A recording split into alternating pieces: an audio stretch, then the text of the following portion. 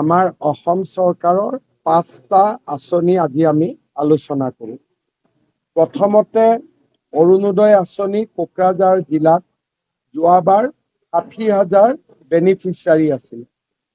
এইবাৰ আমি কোকৰাঝাৰ জিলাত 1,40,000 বেনিফিচিয়াৰী দিছোঁ। তাৰমানে প্ৰায় 80,000 মোৰ। আৰু ইয়াক আমি পুলিং ষ্টেচন ৱাইজ ভগাই দিছোঁ যাতে দৰিদ্ৰ লোকে পাব পাৰে। আজি আমাৰ প্ৰথমখন মিটিং হৈ গ'ল আৰু আমি সকলোৰে সহযোগিতা বিচাৰিছোঁ যাতে 15 আগষ্টৰ আগতে আমি চিলেকশ্যন কমপ্লিট কৰিব পাৰোঁ।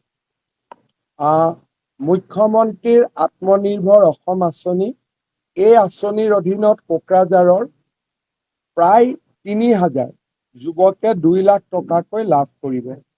তাৰো চিলেকশ্যনৰ প্ৰক্ৰিয়া সম্পূৰ্ণ হৈছে। আজি আমি লিষ্টখন ফাইনেল কৰাৰ কাৰণে আলোচনা কৰিলোঁ। মহিলা উদ্যমিতা বা লাখপতি বাইদেউ আঁচনি, য'ত 10,000 টকা কৰি প্ৰতিগৰাকী মহিলাই লাভ কৰিব, সেই আঁচনিৰ অধীনতো প্ৰায় 1.5 লাখ মহিলাৰ কোকৰাঝাৰ জিলাত উপকৃত হ'ব। তাৰো আজি আমি চূড়ান্ত কৰিছোঁ। এটিকলি দুটিপাত আঁচনিৰ অধীনত 7,000 চাহ বাগিচাৰ শ্ৰমিকে 5,000 টকাকৈ লাভ কৰিব, আধাৰ কাৰ্ড লাভ কৰিব, বেংক একাউণ্ট হ'ব। তাৰো বিষয়ে আজি আমি আলোচনা কৰোঁ। শেষত আমাৰ বহু লোকৰ ৰেচন কাৰ্ড নাছিলে। কোকৰাঝাৰ জিলাৰ 5টা সমষ্টিতে আমি 4,000 কৰি জনসংখ্যা ৰেচন কাৰ্ডৰ বাবে আমি মুকলি কৰি দিছোঁ। তাতো যাতে দুখীয়া মানুহে ৰেচন কাৰ্ড পায় তাৰ কাৰণে আজি আমি আলোচনা কৰিছোঁ। BTCৰ ইলেকশ্যনৰ পৰিপ্ৰেক্ষিতত যিহেতু আগষ্ট আৰু ছেপ্টেম্বৰ মাহত ইয়াত কোনো কাম কৰিব পৰা নহ'ব, মডেল কোড অফ কণ্ডাক্ট থাকিব, সেইকাৰণে আমি গোটেই আঁচনিবোৰ 15 আগষ্টৰ আগতে শেষ কৰাৰ ওপৰত গুৰুত্ব দিছোঁ। আৰু আজি সেইকাৰণে মই নিজে আলোচনা কৰিলোঁ। ওদালগুৰি, তামোলপুৰ, বাক্সা, কোকৰাঝাৰ 4খন জিলাতে মই গ'লোঁ। অহা 9 তাৰিখে চিৰাঙলৈকেও আহিম আৰু আপোনালোকে গোটেইখিনি দেখা পাব যে ৰিভিউবিলাক মই কোনো অকল মাত্ৰ বিজেপিক লৈ কৰা নাই।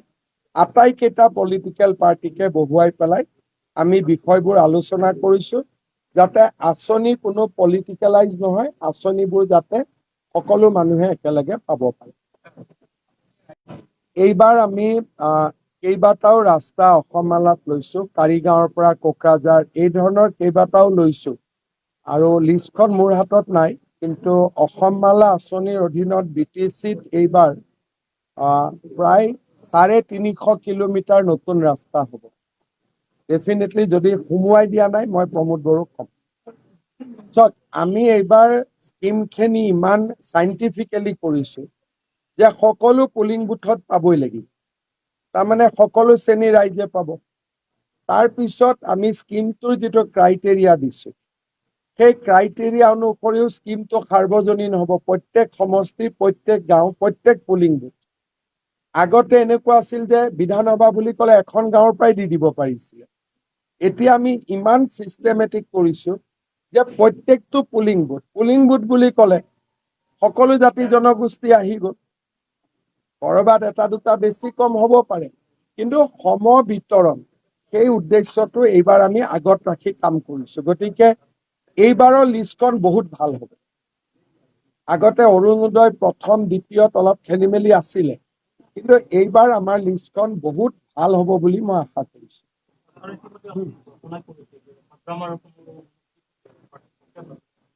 আমি মই এটা কথা কৈছোঁ, BTC কেনেকে হ'ল? বড়ো লোকসকলৰ সংগ্ৰামৰ ফলত হ'ল। গতিকে বিজেপিয়ে ইলেকশ্যন খেলিলেও বড়ো জাতিৰ যিটো অধিকাৰ, সেই অধিকাৰটোক আমি সন্মান কৰিয়ে ইলেকশ্যন খেলিম।